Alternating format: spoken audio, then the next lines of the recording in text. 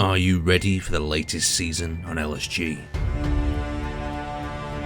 Do you think you could take up the challenge and survive a system with 8 hazardous moons?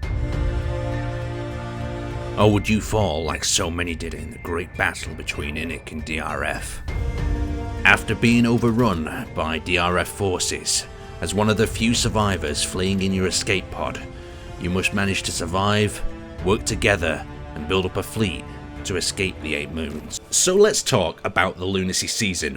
What is it all about? Well, if you saw the shorts and the trailer, it's simple. We've got 8 moons, all of different sorts of variety, with an asteroid cluster in the centre, and a few rules in place to kind of drive interaction between players. It's both a PvE and a PvE server with a focus on community. That means that we try to avoid nasty, salty PvP and end battles with a handshake. Most of the time it goes alright, sometimes there's a bit of salt, but that's always the case of Space Engineers, and we work with the moderation admin team to sort that out. And if you're interested in checking out this server, jump on our Discord. All the information can be found there, and there's lots of players who are knowledgeable, have played on our servers, and can tell you more about it if you're interested and get stuck in. Now, enough of that. Let's have a look at the Prologue battle. So what exactly is the Prologue battle? This is the battle that happened before Lunacy started, where the INIC fleet are trying to prevent DRF from incurring into this Lunacy sector with the 8 moons. Sadly, it all goes to pot, and the DRF break through. Some of the survivors, that becomes the players in this scenario, manage to escape from the INIC capital ship, and they vacate to the moons, all being separate and abandoned by their main faction, INIC. So here we go. Let the battle begin. It's super straightforward, this one. There isn't any player-built objects. This is all stuff we spawned in for the players. All they've got to do is clash head-to-head.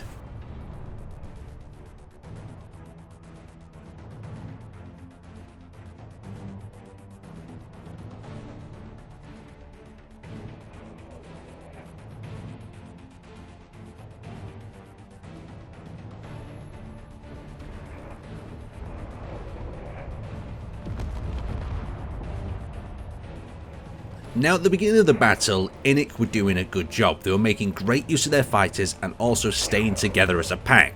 The DRF swarm started to attack from both sides, splitting up the force of DRF and allowing INIC to give them an absolute hammering. And it didn't look like it was going to go the way of the DRF to start with.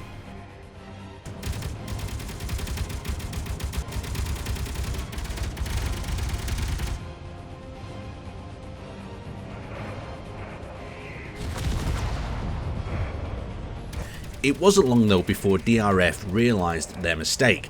They started focusing up 3 or 4 of their larger frigate type ships on one of the larger INIC frigates, while their fighters diverted some of the larger ships off to the right of the screen here. You can see how effective this was as the DRF ships quickly destroyed this first INIC ship. They then went on to try and repeat this strategy, but were intercepted by more INIC ships coming in from respawn. With one of the DRF ships getting close to the capital ships, the INIC fleet focused their fire and managed to detonate one of its hydrogen tanks, leading to a spectacular explosion. Once again, the DRF attempted to change up their tactics, pulling back and shelling INIC forces from afar, maybe with the hope that the INIC forces would come out to attack them and leave their flank exposed so they could bypass them and move into the belt of moons. One INIC ship that was already critically damaged and had no reverse thrust did fall for this and move forward and get intercepted by a horde of DRF ships. It was soon incinerated with parts and holes in it like Swiss cheese. With a number of INIC ships down and the capital ship now being surrounded by DRF forces, the captain made the critical decision to jump drive out back to a fallback point and regroup with more INIC forces, but this gave the DRF time to regroup as well and push forward their attack.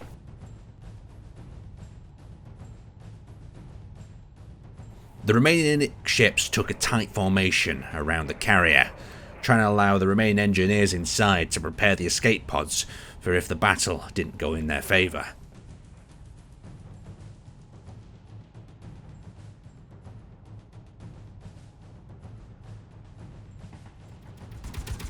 Now the DRF pushed forward once again, this time splitting the INIC forces.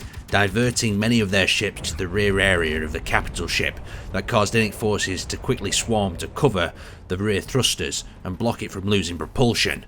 Other DRF vessels were intercepted by the Innic fighters, and a swarm began above the fleet.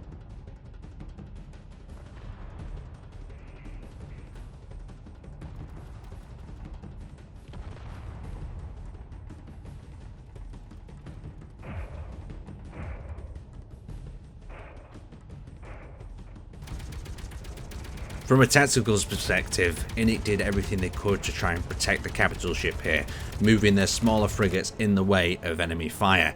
That did buy them some time and allow the first escape pods to start launching. The launched escape pods managed to evade enemy fire, dodge incoming missiles, and make it towards the 8 moons. The remaining Innic forces that stayed behind to recover this escape, well, they won't be forgotten.